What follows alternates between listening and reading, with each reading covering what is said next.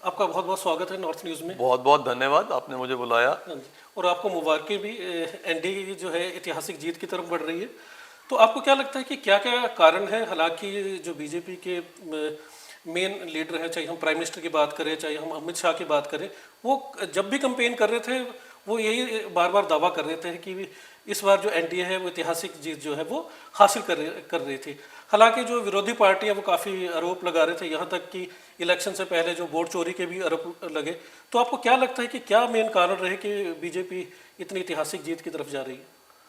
पहली बात तो आपके माध्यम से सारे देश को बहुत बहुत बधाई। सच्चाई की एक बार फिर जीत हुई, प्रोग्रेस की जीत हुई, एक भारत श्रेष्ठ भारत की जीत हुई, विकास की जीत हुई। तो जो सवाल आप पूछ रहे हो, कुछ तो जवाब मैंने दे दिया। लेकिन एक चीज जो बहुत बड़ी सामने आई, एक तो हमें सबको दिख रहा है कि एक रिकॉर्ड नया बना। ऐसा रिकॉर्ड और ऐसी जीत किसी पार्टी की बिहार में कभी नहीं हुई जैसी इस बार एनडीए की हुई। और बीजेपी को भी इतनी सीट्स मिली, ऐसा कभी नहीं पहले हुआ। तो ये तो एक रिकॉर्ड सामने है। लेकिन एक उससे भी मैं कहूंगा इससे भी बड़ी बात हुई कि एक भ्रांति, एक मिसअंडरस्टैंडिंग बिहार के बारे में वो टूटी। जीत किस चीज की हुई? जीत बिहार के बारे में समझ की जीत हुई है। और मैं ये मानता हूं कि किसको बिहार समझ में आया, आज का बिहार किसे समझ में आया और किसे समझ में नहीं आया। महागठबंधन अपने जंगल राज के टाइम का बिहार यही सोच रहा था कि ये वही बिहार है, वो जाति पे बटेगा, वो डेमोग्राफी पे, विमेन, यूथ, जेनजी, कई तरह से उन्होंने बिहार को बांटने की कोशिश की। लेकिन ये बिहार वो बिहार है नहीं। अब मानिए पिछले 10 साल में बिहार का जो जीडीएसपी, जो प्रोडक्शन बिहार में है, पिछले 10 साल में वो 350% बढ़ी है। 2.5 लाख से 8.5 लाख करोड़ हो गई है। जब ऐसा जंप आता है तो आम आदमी जात पात और इस सबसे ऊपर उसको अपना प्रदेश का विकास, उसका अपना विकास, उसकी अपनी इनकम, उसकी अपनी ग्रोथ, उसको अपॉर्चुनिटीज, वो मैटर करती हैं। महागठबंधन का कहना था कि जी ये तो मुस्लिम मेजॉरिटी एरियाज हैं, इन मुस्लिम मेजॉरिटी एरियाज में तो हमारी ही सीटें आएंगी, भाजपा का तो सवाल ही नहीं है। वहां पे भी भाजपा भी जीती है, एनडीए भी जीती है। क्यों जीती है? बिकॉज हर आदमी ग्रोथ चाह रहा है। लेकिन अगर आपकी पुरातन सोच है, आप अभी भी सोच रहे हो कि बिहार जात पात पे बटा है, तो आप हारोगे। और वही हुआ, बुरी तरह से हार हुई। वो सोच की हार हुई है और परफॉर्मेंस की जीत हुई है। तो इस बार जो एनडीए की जीत है, क्या आपको लगता है कि महिलाओं का बहुत ज़्यादा योगदान है? मैं एक बार फिर आपको उसी बात पे लेके जाऊंगा जो मैंने पहले कही थी कि बिहार बदल चुका है। जो ये सोच रहे थे लोग कि बिहार की जो महिला है उसको जो उसका पति बता देगा कि आज हम जाएंगे और आप यहां पे वोट डालेंगे और वो वहां वोट डालेगी, आज की बिहार की महिला, जैसा शिक्षा में जो काम एनडीए सरकार ने वहां पे किया है, इकोनॉमिक ग्रोथ हुई है, उससे एक विमेन लिबरेशन भी हुई है। कि अगर हस्बैंड एक जगह वोट डाल रहा है तो इसका मतलब ये नहीं है कि वाइफ भी वहीं डाल रही है। वो अपने आप में एक इंडिविजुअल है, एक इंडिविजुअल एंटिटी है, उसका अपना एक अस्तित्व है और उसने अपना वो अस्तित्व जताया है। अच्छा ठीक, इलेक्शन से पहले जो महिला रोजगार योजना है उसके अंतर्गत 10-10 हज़ार रुपये जो महिलाओं के अकाउंट में जमा कराए हैं, तो उसका भी आपको लगता है कि इमीडिएट फायदा? देखो, एनडीए चाहे कोई भी स्टेट है, एनडीए इस बात पे कमिटेड है कि मुझे अपने लोगों की प्रोग्रेस करनी है, उनकी ग्रोथ करनी है, उनको नीचे से ऊपर उठाना। हमारा तो जो फिलॉसफी है वही अंत्योदय की है कि लास्ट मैन को हमने आगे लेके जाना है। तो वो जो ग्रोथ है वो उस ग्रोथ का एक पार्ट है। पहले कांग्रेस के टाइम में करप्शन थी, वो पैसा जो है साइफन ऑफ हो जाता था, लोगों की वेलफेयर के लिए पैसा नहीं था, आज है, और क्योंकि करप्शन नहीं है तो आज वो पैसा है, और वो पैसा महिलाओं तक, बहनों तक, माताओं तक पहुंचाया जा रहा है ताकि उनकी ग्रोथ हो सके। अच्छा, इससे बात करें ऑपरेशन सिंदूर की, अगर प्राइम मिनिस्टर मोदी की बात करें, उन्होंने भी इस मुद्दे को काफ़ी जो है जनता के सामने रखा, और उन्होंने एक बात और कही कि ऑपरेशन सिंदूर से जहां पूरे देश में लोगों में काफ़ी खुशी थी कि भारत ने जो बदला लिया है, वहीं जो अपोजिशन पार्टीज थी वो कहीं ना कहीं उसको क्रिटिसाइज कर रही थी। तो बिहार ऑपरेशन सिंदूर के बाद जो है बिहार जो फर्स्ट इलेक्शन थे, और एनडीए को एक बहुत ऐतिहासिक जो जीत है उसकी तरफ एनडीए जा रही है। तो आपको लगता है कि ऑपरेशन सिंदूर का जो है बीजेपी कहीं ना कहीं जो वोटर्स तक जो एक सही इमेज प्रोजेक्ट करने में सफल रही है? क्योंकि इसके साथ ये भी है कि अंतर्राष्ट्रीय स्तर पर अगर हम बात करें तो अंतर्राष्ट्रीय स्तर पर कहीं ना कहीं जो हम कह लें कि इस तरह की कॉन्स्पिरेसी चल रही थी कि भारत को और एक खास करके जो प्राइम मिनिस्टर नरेंद्र मोदी है, इन दोनों पे अटैक चल रहे थे, इन दोनों की इमेज को जो है वो खराब करने की कोशिश चल रही थी। बहुत अच्छा आपने पॉइंट उठाया है। देखिए, पहली बात, जहाँ तक ऑपरेशन सिंदूर का सवाल है, हर भारतीय, ऑपोजिशन कुछ भी बोले, हर भारतीय को अपने देश पे गर्व है। जैसा हमारी फोर्सेस ने परफॉर्म किया, जैसा पाकिस्तान को डिफीट किया कि वो रिक्वेस्ट करने लगा कि जी सीज फायर कर लो, तो किसी भी भारतीय को इस बात पे शक नहीं है कि क्या परफॉर्मेंस रही, हमारी आर्म्ड फोर्सेस ने कैसी परफॉर्मेंस दी, और उनको पीछे से कैसी पॉलिटिकल बैकिंग पूरी की पूरी मिली। एक अटेम्प्ट किया गया कि नरेंद्र मोदी जी की जो पॉपुलैरिटी है वो कम हो गई है।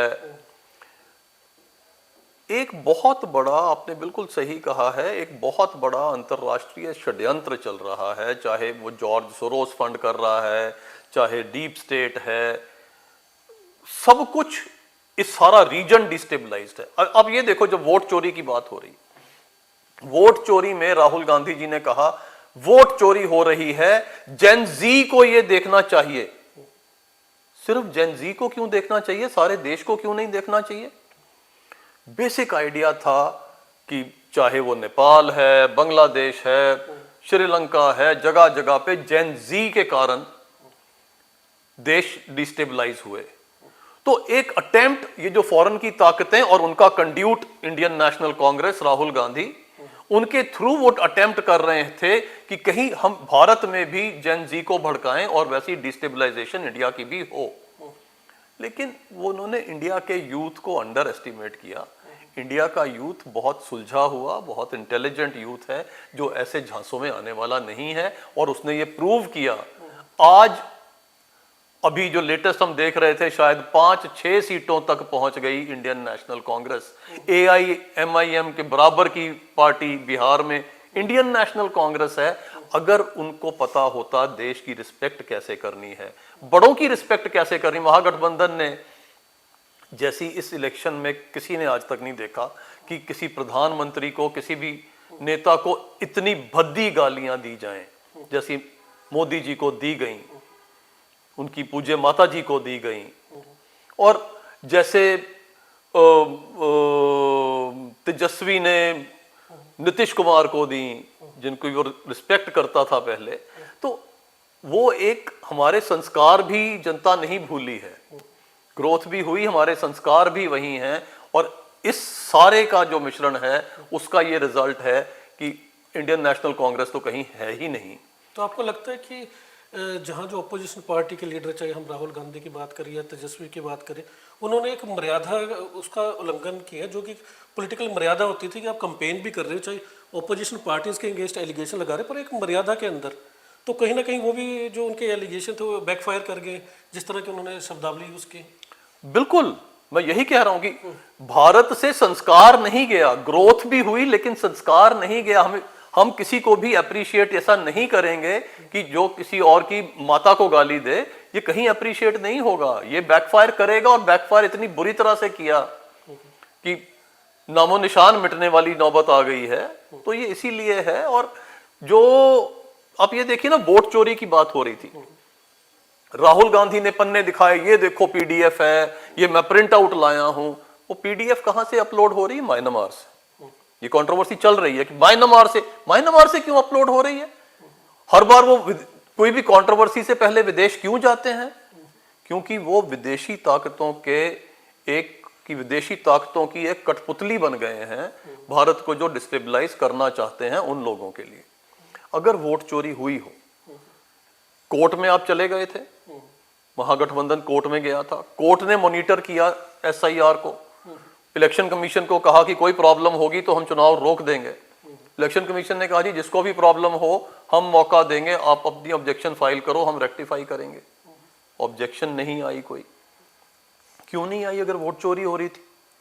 अब आप ये देखिए कि तेजस्वी गिरते पड़ते किसी तरह से जीत गए, लेकिन भगवान का नाम लेते लेते जीते।